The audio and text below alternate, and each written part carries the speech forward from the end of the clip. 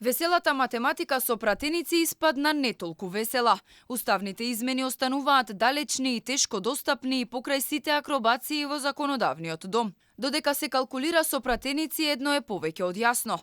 Власта е далеку од обезбедување двотретинско мнозинство. По влезот на партијата на Таравари во власта, се уште не се знае какво ќе биде новото парламентарно мнозинство. Според познавачите, залудни се сите обиди да се проширува владината коалиција, кога главната цел, уставните измени, не можат да се постигнат. Не, апсолутно е невозможно. Тоа и сите политички калкулации, партиски калкулации, поставување на приоритети на државата треба да бидат од аспект дека во овој парламентарен состав шансите да се обезбеди такво двотретинско мнозинство за менување на уставот се невозможни.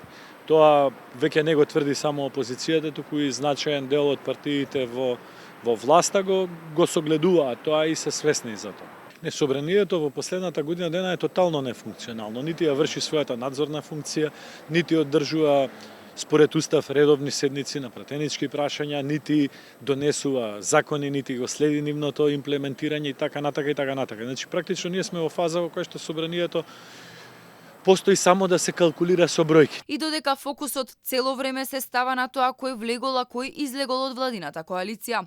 Резултати од предизборните ветувања нема, коментира Димовски.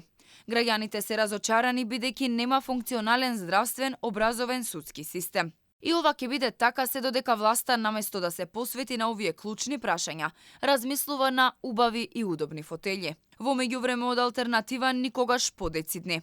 Нема да ги поддржат уставните измени доколку не се усвојат нивните амандмани за незастарување на делата поврзани со корупција на функционери.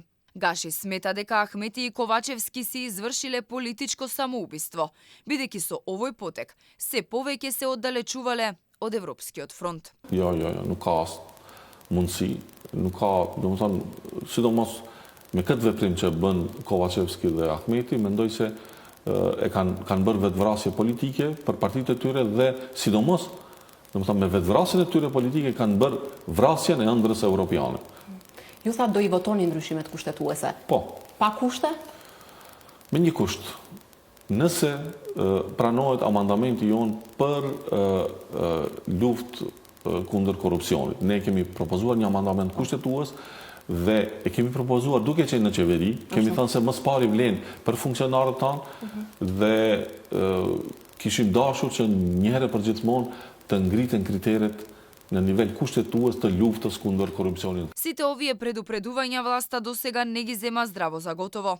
И премиерот и другите владини представници убедуваат дека ќе се постигне двотретинско мнозинство за внесување на бугарите во уставот. За да се исполнат оптимистичките најави на власта и до крајот на скрининг процесот, односно ноември, да се заврши со уставните измени. Процедурата би требало да почне јуни или јули. Согласно сите деловнички одредби, двотретинско мнозинство нема да биде потребно само за гласање, туку и за отпочнување на самата процедура.